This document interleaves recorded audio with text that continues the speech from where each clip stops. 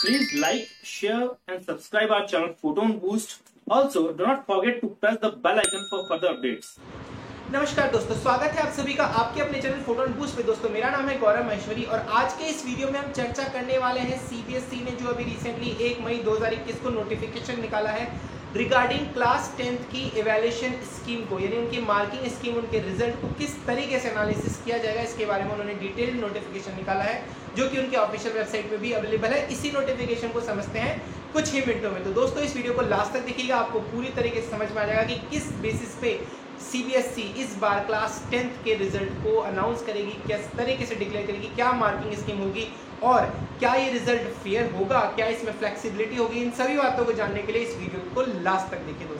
दोस्तों एक और बात मैं आपको बता दूं, 14 अप्रैल को जैसा कि हम सभी जानते हैं सीबीएसई ने अपने नोटिफिकेशन में कहा था कि क्लास 10th का एग्जामिनेशन जो है कोविड पैंडेमिक सिचुएशन को देखते हुए कैंसिल कर दिए गए थे। उसी रिगार्डिंग उन्होंने अब नई मार्किंग स्कीम, एवैल्यूएशन स्कीम अपने वेबसाइट पर लॉन्च कर दी है। इसी को आइए डिटेल में समझते हैं। दोस्तों क्लास 10th में सीबीएसई का पहले जो पैटर्न था, यानी कि टोटल 100 मार्क्स का डिस्ट्रीब्यूशन दो कैटेगरी में होता था। 20 marks for internal distribution, internal assessment के अकॉर्डिंगली हम कह सकते हैं, और बाकी 80 मार्क्स फॉर थ्योरी पेपर जो कि बोर्ड एग्जामिनेशन कंडक्ट होता था। दोस्तों इसमें कोई भी चेंज नहीं किया गया, सेम टू सेम स्कीम अभी भी एप्लीकेबल है। अब हम बात करते हैं नेक्स्ट 20 मार्क्स की। दोस्तों 20 मार्क्स जैसा कि हम सभी जानते हैं कि इंटरनल असेसमेंट के थे, यानी कि स्कूल अपने प्रोजेक्ट या फिर कुछ भी असाइनमेंट वगैरह के अकॉर्डिंगली 20 मार्क्स डिसाइड करता था। तो ये 20 मार्क्स अभी भी स्कूल को भेजने हैं बोर्ड को और उसी अकॉर्डिंग से कंपाइल होकर रिजल्ट में ऐड हो जाएंगे।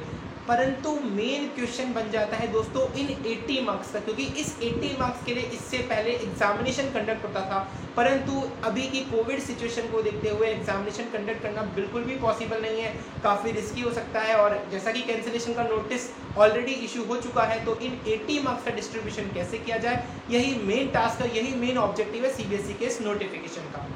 दोस्तों 80 मार्क्स के लिए सबसे इंपॉर्टेंट है दो पैरामीटर जो कि सीबीएसई ने इस बार के नोटिफिकेशन में काफ़ी एनालिसिस करने के बाद रखे हैं। पहला पैरामीटर है स्कूल के स्टूडेंट का पूरे साल में यूनिट टेस्ट, प्री बोर्ड्स और जितने भी तरीके के एग्जाम स्कूल लेता है उसमें उसकी परफॉर्मेंस क्या रही है। और दूसरा पॉइंट है दोस्तों बहुत ही इंपॉर्टेंट है, स्कूल का लास्ट 3 इयर्स का एकेडमिक परफॉर्मेंस बोर्ड एग्जामिनेशन में क्या है, यानी कि स्कूल के स्टूडेंट्स का लास्ट 3 ईयर में एवरेज बोर्ड परफॉर्मेंस कितना रहा है। ये भी बहुत ही डिसाइडिंग फैक्टर होने वाला है इस बार के मार्क्स डिस्ट्रीब्यूशन स्कीम में। दोस्तों 80 मार्क्स के प्रॉपर डिस्ट्रीब्यूशन के लिए, फेयरली, फ्लेक्सिबिलिटी के साथ और रिलायबल डिस्ट्रीब्यूशन के लिए सीबीएसई ने एक रिजल्ट कमेटी की घोषणा की है। दोस्तों इस रिजल्ट कमेटी को 7 मेंबर से कॉन्स्टिट्यूट किया जाएगा, यानी कि कहने का मतलब है इस रिजल्ट कमेटी में 7 मेंबर्स होंगे। 5 मेंबर उसी स्कूल के टीचर होंगे, जिसमें कि मैथ्स पढ़ाने वाले, साइंस और सोशल साइंस, ये 3 टीचर तो कंपलसरी होंगे। इसके अलावा 2 अलग लैंग्वेजेस पढ़ाने वाले कोई भी टीचर्स इसमें हिस्सा हो सकते हैं। ये 5 मेंबर्स उसी स्कूल के होंगे जिसका एवैल्यूएशन हो रहा है। नेक्स्ट हम बात करते हैं बाकी 2 मेंबर्स, तो ये 2 एक्सटर्नल मेंबर्स कहलाएंगे जिसका अलोकेशन सीबीएसई खुद करेगा, यानी कि ये 2 मेंबर्स अदर सीबीएसई के किसी दूसरे स्कूल जो एफिलेटेड है उसके मेंबर्स होंगे और टोटल 7 मेंबर्स की ये कमेटी बनेगी। इस कमेटी को प्रिसाइड करेंगे स्कूल के प्रिंसिपल, यानी स्कूल के प्रिंसिपल की देख रेख में कमेटी पूरा डिसीजंस करेगी और मीटिंग करने के बाद फाइनल रिजल्ट को पब्लिश करेगी। दोस्तों इस कमेटी के द्वारा जो भी डिसीजन लिया जाएगा वो प्रॉपरली रिकॉर्डेड फॉर्म में होगा और सिक्योरिटी के साथ इसे पूरा रखा जाएगा। अब इसके बेसिस पे स्टूडेंट की, जैसा कि मैंने आपको बताया था, स्टूडेंट की जो पास्ट परफॉर्मेंस है उसे हम 3 कैटेगरी में डिवाइड करेंगे। दोस्तों जैसा कि आप यहाँ पे देख भी पा रहे हैं, पहला होगा उसकी यूनिट टेस्ट या पीरियोडिक टेस्ट, जैसा कि कुछ स्कूल में क्राइटेरिया होता है मंथली टेस्ट लेने का, कुछ लोग 15 दिन में भी लेते हैं, कुछ लोग 1.5 महीने में फर्स्ट टर्म, फिर 1.5 महीने में सेकंड टर्म, इस तरह भी लेते हैं। तो यूनिट टेस्ट क्राइटेरिया रहेगा जिसका वेटेज होगा 10 मार्क्स। नेक्स्ट मैं बात करता हूँ दोस्तों मिड टर्म एग्जामिनेशन या फिर हाफ ईयरली एग्जामिनेशन की। तो दोस्तों हाफ ईयरली एग्जामिनेशन जो भी ऑनलाइन या ऑफलाइन जिस तरीके से भी स्कूलों ने कंडक्ट करवाया है, इसका वेटेज रहेगा दोस्तों 30 मार्क्स। जी हाँ फ्रेंड्स, इसका वेटेज रहेगा 30 मार्क्स। तो इस 30 मार्क्स में स्टूडेंट ने कैसा परफॉर्म किया है हाफ ईयरली एग्जामिनेशन, ये उसके आने वाले मार्क्स में हेल्पफुल होंगे। नेक्स्ट हम सबसे इंपॉर्टेंट की बात करते हैं प्री बोर्ड एग्जामिनेशन में। दोस्तों बोर्ड से पहले प्री बोर्ड एग्जामिनेशन जो भी स्कूल ने जिस भी मोड में, ऑफलाइन या ऑनलाइन, जिस भी मोड में कंडक्ट करवाए हैं उन प्री बोर्ड मार्क्स का वेटेज है स्टूडेंट के लिए 40 मार्क्स। तो टोटल 10 + 30 + 40 यानी कि टोटल 80 मार्क्स का डिस्ट्रीब्यूशन इस प्रकार है। अब दिमाग में एक क्वेश्चन आता है, एक डाउट जनरली आ जाता है दोस्तों कि अगर मान लीजिए एक से ज़्यादा प्री बोर्ड हुए हो तो, या फिर हाफ ईयरली एग्जामिनेशन हुए ही नहीं हो तो, या फिर पीरियोडिक टेस्ट अब 3 हुए हो तो कौन से का एक लेंगे, एक किसी स्टूडेंट ने नहीं दिया। और इन सभी बातों को, इन सभी जनरल क्वेश्चंस, ऑब्वियस क्वेश्चन को सीबीएसई ने ध्यान रखा है और 1 बाय 1 हम इसका डिस्कस करते जाएंगे। दोस्तों अगर कोई स्टूडेंट ने किसी पर्टिकुलर एग्जाम में अपीयर नहीं हो पाया किसी भी रीज़न की वजह से, या फिर स्कूल में पीरियोडिक टेस्ट, हाफ ईयरली और प्री बोर्ड इन तीनों में से एक या एक से ज़्यादा एग्जाम कंडक्ट ही नहीं करवाए, तो ऐसी स्थिति में कमेटी को ये डिसाइड करना पड़ेगा एक रैशनल डॉक्यूमेंट, जो कि सीबीएसई ने इसी नोटिफिकेशन में पूरा फॉर्मेट दे रखा है, उसमें उनको रीजंस मेंशन करने पड़ेंगे और साथ ही ऑल्टरनेटिव वे भी बताना पड़ेगा कि अगर ऐसे नहीं इवेल्युएट किया गया तो किस तरीके से इसे इवेल्युएट किया जाएगा। मान लेते हैं, एग्जाम्पल के लिए मैं आपको बताता हूँ, मान लीजिए किसी स्कूल ने हाफ ईयरली एग्जाम कंडक्ट नहीं करवाया, तो डेफिनेट सी बात है कि अब वो वेटेज प्री बोर्ड को और यूनिट टेस्ट को डिस्ट्रीब्यूट करेंगे। कितना वेटेज वो देंगे ये कमिटी को लिखना पड़ेगा, बाकायदा एक फॉर्मेट दे रखा है सीबीएसई ने, उस फॉर्मेट में उन्हें लिखना पड़ेगा कि हाफ ईयरली एग्जाम कंडक्ट नहीं हुए स्कूल में किस रीज़न की वजह से, वो रीज़न जस्टिफाई करना पड़ेगा। अब हाफ ईयरली का वेटेज कितना कितना डिवाइड करना है ये उन्हें लिखना पड़ेगा। इसके अलावा जो सेकंड पॉइंट है कि स्कूल के स्टूडेंट ने ही एग्ज़ाम नहीं दिया, मान लीजिए उसकी तबीयत ठीक नहीं थी, वो किसी भी रीज़न से एग्ज़ाम नहीं दे पाया, तो उसकी परफॉर्मेंस को एनालिसिस करने के लिए क्या क्राइटेरिया रखा जाए ये भी उन्हें रिटर्न में लिखना पड़ेगा। मान लीजिए किसी स्टूडेंट ने प्री बोर्ड एग्जामिनेशन नहीं दिया, तो प्री बोर्ड एग्जामिनेशन, बाकी एग्जामिनेशन उसने दिए बट प्री बोर्ड एग्जामिनेशन नहीं दिया, तो उसके लिए उस बेसिस पे क्या एनालिसिस किया जाए ये उन्हें रिटर्न में लिखना पड़ेगा, रीज़न भी जस्टिफाई करने पड़ेंगे और सारा मैटर रिकॉर्डेड होना चाहिए दोस्तों। यानी कि सीबीएसई कभी भी इस चीज़ की वैलिडेट कर सकता है, इसका वेरिफिकेशन कर सकता है, तो सारा मैटर आपके पास में सिक्योरिटीज़ के साथ रिकॉर्डेड होना बहुत ही कंपलसरी हो जाता है दोस्तों हम बात करते हैं, सीबीएसई ने इस रिजल्ट में एक फ्लेक्सिबिलिटी का भी ऑप्शन दिया है जो उन्होंने स्कूलों पे पूरी तरह से छोड़ा है। मैं आपको एग्जांपल से एक्सप्लेन करता हूँ। जैसे फॉर एग्जांपल आप मान लीजिए कि स्कूल ने 4 या 3 यूनिट टेस्ट करवाए हैं मान लीजिए, तो दोस्तों इन 3 यूनिट टेस्ट में आप क्या तीनों का एवरेज मार्क्स लगा सकते हैं, पहला चॉइस। दूसरा चॉइस है कि आप बेस्ट को देख सकते हैं, ये भी एक चॉइस है। और तीसरी चॉइस है कि इनका वेटेज डिसाइड कर सकते हैं, फर्स्ट का, सेकंड का, थर्ड का इक्वल वेटेज भी दे सकते हैं, अलग अलग वेटेज भी दे सकते हैं। तो इसके रीजंस को उन्हें जस्टिफाई करना पड़ेगा और ये चॉइस पूरी तरीके से स्कूल पे, उनकी कमेटी मेंबर्स पे डिपेंड करती है, बेसिकली स्कूल पे डिपेंड करती है कि वो कौन सी चॉइस को ऑप्ट रखना चाहेंगे। फॉर एग्जाम्पल अगर 2 प्री बोर्ड किसी स्कूल ने लिए हैं तो बेस्ट प्री बोर्ड को के मार्क्स को ही लिया जाए, ये क्राइटेरिया भी स्कूल रख सकते हैं। इसके अलावा अगर वो चाहे तो वेटेज प्री बोर्ड भी कर सकते हैं और वो चाहे उन दोनों का मीन निकाल के तो ये भी कर सकते हैं। तो इससे रिजल्ट में थोड़ी फ्लेक्सिबिलिटी का ऑप्शन भी आ गया, क्योंकि देखिए पिछले काफ़ी 1 साल में हम जानते हैं काफ़ी लोगों को कोविड हुआ है और बीमारियों की वजह से काफ़ी स्टडीज़ जो है वो पूरी तरह से डिस्टर्ब हो चुकी हैं। तो इस बात को ध्यान में रखते हुए सीबीएसई ने एक ऑप्शन दिया है कि आप चाहें तो बेस्ट का भी ले सकते हैं। यानी कि अगर आपने 2 प्री बोर्ड कराए या 3 यूनिट टेस्ट कराएं तो यूनिट टेस्ट का में आप सिंगल एक यूनिट टेस्ट जो कि बेस्ट परफॉर्मेंस हो स्टूडेंट की उसे आप ले सकते हैं। प्री बोर्ड अगर आपने 2 करवाए तो आप बेस्ट प्री बोर्ड का परफॉर्मेंस को ले सकते हैं। तो ये फ्लेक्सिबिलिटी दिखाता है इस मार्किंग स्कीम। दोस्तों मार्क्स को स्टैंडर्डाइज करने के लिए सीबीएसई ने बहुत ही बढ़िया और बहुत ही इंटेलिजेंट तरकीब सोची है। फ्रेंड्स स्टैंडर्डाइजेशन का मतलब है कि क्योंकि किसी भी स्कूल का पेपर लेवल सेम नहीं हो सकता, कुछ स्कूल बहुत डिफिकल्ट पेपर बना सकते हैं, कुछ बहुत इजी बना सकते हैं, तो उनको कैसे स्टैंडर्डाइज किया जाए, क्योंकि अल्टीमेटली ये चीज़ स्कूल के स्टूडेंट्स के मार्क्स को इफेक्ट करेगी। तो इसको स्टैंडर्डाइज करने के लिए सीबीएसई ने जो तरकीब सोची उस पर डिस्कस करते हैं। स्कूल की हिस्ट्री यानी कि स्कूल के 3 एकेडमिक ईयर्स का एनालिसिस सीबीएसई के पास है। मान लीजिए कि पिछले 3 एकेडमिक ईयर्स में स्कूल का परफॉर्मेंस है 71% एवरेज है, 74% दूसरे साल का है और 75% है वो तीसरे साल का है। 71%, 74% और 75% ये पिछले 3 साल का उसका एकेडमिक एवरेज है बोर्ड एग्जामिनेशन का, 10th बोर्ड एग्जामिनेशन की मैं बात कर रहा हूँ। तो अब क्राइटेरिया क्या होगा दोस्तों, इस पर्टिकुलर सेशन के लिए पिछले 3 साल में जो हाईएस्ट है यानी कि 75% एवरेज, उससे ज़्यादा रिजल्ट स्कूल नहीं निकाल सकता। कहने का मतलब ये है कि कोई भी स्कूल अपनी मर्जी से मार्क्स इवेल्युएट नहीं कर सकता, मर्जी से मार्क्स को डिस्ट्रीब्यूट नहीं कर सकता कि 90, 95 सभी स्टूडेंट्स को दे दे, ऐसा नहीं कर सकता, क्योंकि स्कूल के लास्ट 3 इयर्स में जो सबसे बेस्ट परफॉर्मेंस थी वो थी 75%, यानी कि जो मीन था बोर्ड एग्जामिनेशन का वो 75% एवरेज मार्क्स गए हैं। ठीक है, तो उस 75% जो कि बेस्ट था लास्ट 3 इयर्स में, जो बेस्ट था उससे ज़्यादा इस पर्टिकुलर सेक्शन में एवरेज नहीं आना चाहिए।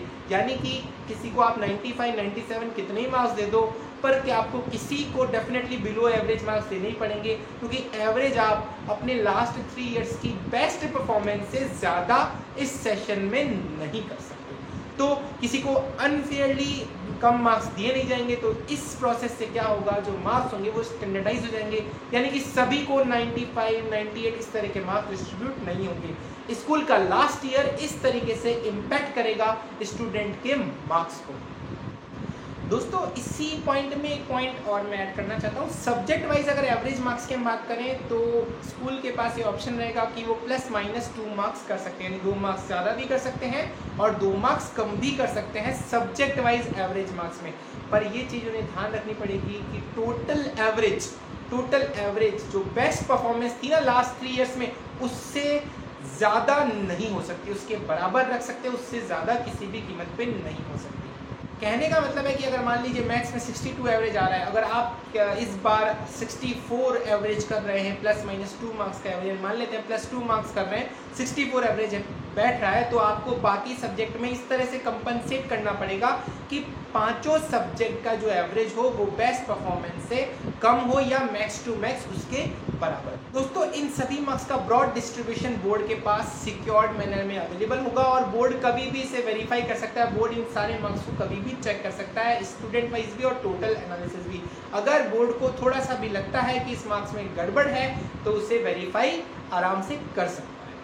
दोस्तों इस बार का जो मार्किंग जो स्कीम है, ये रिजल्ट कॉन्स्टिट्यूशन कमेटी के लिए बहुत ही पिक्यूलियर टास्क है, बहुत ही टफ टास्क है। तो दोस्तों अगर उनको समझ में नहीं आ रहा है तो वो बोर्ड एग्जामिनेशन यानी प्री बोर्ड एग्जामिनेशन जो भी स्टूडेंट का हुआ है उसको एक बेस मान के कर सकते हैं, और फिर भी उन्हें समझ में नहीं आ रहा है तो क्लास 9th के मार्क्स को भी बेस बना के वो मार्क्स स्टूडेंट को डिस्ट्रीब्यूट कर सकते हैं। मार्क्स डिस्ट्रीब्यूशन का सारा रिकॉर्ड कमेटी को ये इंश्योर करना है कि उनके पास अवेलेबल होना चाहिए, बिकॉज बोर्ड वेरीफाई कर सकता है किसी भी समय पे इस रिकॉर्ड को। दोस्तों जो डेटा अपलोड इस बार सेशन 2020-21 में अपलोड हो चुका है वो किसी भी कीमत पे चेंज नहीं किया जा सकेगा, ये भी बहुत ही इंपॉर्टेंट पॉइंट है। इसके बाद हम बात करते हैं फ्रेंड्स, अगर किसी स्टूडेंट ने पर्टिकुलर एग्जाम नहीं दिया, मान लीजिए उसने हाफ ईयरली एग्जाम दिया नहीं और हाफ ईयरली एग्जाम एक ही बार हुआ, उसका वेटेज भी 30 मार्क्स है, तो क्या करें? इस केस में क्या करें? तो स्कूल ये इंश्योर करेगा कि स्टूडेंट का ऑनलाइन या ऑफलाइन तो पॉसिबल नहीं है, तो मोस्ट प्रोबेबली ऑनलाइन या फिर टेलीफोनिकली भी एग्जाम कंडक्ट कर सकेगा, उसको बताया जाएगा। और इस चीज़ का, इस बातचीत का, इस ऑनलाइन एग्जामिनेशन का पूरा रिकॉर्ड स्कूल को मेंटेन करना पड़ेगा। डिसेबिलिटी कैंडिडेट्स के लिए फ्रेंड्स ये है कि उनका क्या परफॉर्मेंस रहा है, क्या उनका प्रोजेक्ट में, क्विज में या फिर ऑनलाइन मोड में जो भी डेटा उनका स्कूल के पास अवेलेबल है उसी अकॉर्डिंगली मार्क्स अलॉटमेंट होगा। सपोज कीजिए किसी स्टूडेंट ने 3 सब्जेक्ट तो जो मेन है वो लिए हैं, इसके अलावा 2 सब्जेक्ट अलग से लिए, लाइक पेंटिंग है, म्यूजिक है, इस तरह के सब्जेक्ट लिए हैं, तो किस तरीके से उसमें मार्क्स डिस्ट्रीब्यूट किए जाएंगे? तो फ्रेंड्स मैं आपको बता दूं कि जो 3 सब्जेक्ट का जो मीन है यानी एवरेज है वही उसको बाकी के 2 सब्जेक्ट्स में दिया जाएगा। अगर वो डिफरेंट सब्जेक्ट्स हैं जो कि नॉर्मली जो सीबीएसई में है, उसके अलावा वो डिफरेंट सब्जेक्ट लेता है तो उनमें मार्क्स उसको बाकी के 3 सब्जेक्ट के एवरेज के अकॉर्डिंग ही मिलेंगे। इसके अलावा इन सभी क्राइटेरिया को ध्यान रखते हुए भी अगर बोर्ड ये पाता है कि कोई स्टूडेंट इन सबको फुलफिल नहीं करता यानी वो एलिजिबल नहीं है नेक्स्ट क्लास में प्रमोशन के लिए, तो बोर्ड में declare in the result compartment या फिर असेंशियल रिपीट। दोस्तों मैं आपको बता दूं, रिपीट या फिर कंपार्टमेंट बोर्ड डिक्लेयर कर सकता है। इन सभी क्राइटेरिया के बावजूद, अगर मार्क्स डिस्ट्रीब्यूशन के बावजूद भी बोर्ड को लगता है कि ये मिनिमम पासिंग मार्क्स नहीं हुए, तो बोर्ड कंपार्टमेंट और असेंशियल रिपीट डिक्लेयर करेगा और उसका इवैल्यूएशन सीबीएसई आने वाले समय में उसके बारे में भी बताएगा। इसके अलावा दोस्तों ग्रेस का जो प्रावधान है, ग्रेस मार्क्स का जो प्रावधान है वो पहले की तरह है, यानी कि अभी भी अगर कोई स्टूडेंट थोड़े मार्क्स से रह रहा है तो जितनी परसेंटेज पहले सीबीएसई ग्रेस मार्क्स देता था उसमें कोई भी चेंज नहीं है, वो सेम टू सेम परसेंटेज इस बार भी वैलिड रहेगी। सपोज कीजिए किसी स्टूडेंट के अगर कंपार्टमेंट आ गई तो क्या उसे क्लास 11th में परमिट किया जाएगा? इसका आंसर है यस फ्रेंड्स। जब तक कंपार्टमेंट एग्जामिनेशन नहीं हो जाते या जो भी स्कीम सीबीएसई निकालने वाली है और उसका रिजल्ट डिक्लेयर नहीं हो जाता, तब तक स्कूल का स्टूडेंट जो है वो क्लास 11th में अपनी फर्दर स्टडीज कंटिन्यू कर सकेगा। स्कूल वाले इसमें कोई भी ऑब्जेक्शन नहीं कर पाएंगे। रही बात क्लास 11th में सब्जेक्ट चूज करने की, तो फ्रेंड्स अब स्ट्रीम चूजिंग नहीं है। न्यू एजुकेशन पॉलिसी जैसा कि हम सभी जानते हैं उसमें स्ट्रीम स्पेसिफिक नहीं है, यानी आर्ट्स, कॉमर्स और साइंस इस तरह का कुछ भी नहीं है। अब सब्जेक्ट के कॉम्बिनेशन स्टूडेंट खुद डिसाइड करेगा कि उसे कौन से सब्जेक्ट के साथ कौन सा सब्जेक्ट पढ़ना है। अकाउंट्स के साथ फिजिक्स भी ली जा सकती है, केमिस्ट्री के साथ हिस्ट्री भी ली जा सकती है। डिफरेंट कॉम्बिनेशन स्टूडेंट चूज करेगा और इस मामले में स्कूल को कोई भी आपत्ति नहीं होगी। दोस्तों इस पर्टिकुलर स्कीम में रिजल्ट की फेयरनेस और ट्रांसपेरेंसी को सीबीएसई ने पूरी तरीके से इंश्योर करने की कोशिश की है।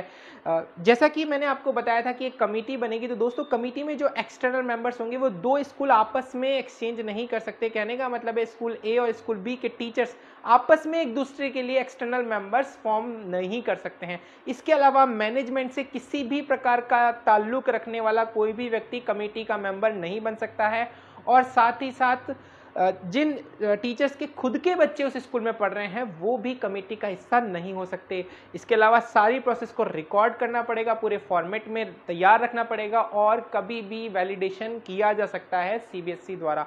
तो इन सभी पॉइंट से दोस्तों हम ये बात कह सकते हैं कि ये पूरी प्रोसेस काफ़ी तरीके से इंश्योर है और इसमें मैक्सिमम कोशिश की गई है कि रिजल्ट को एक जेन्युइन, एक रिलायबल रिजल्ट बनाया जाए।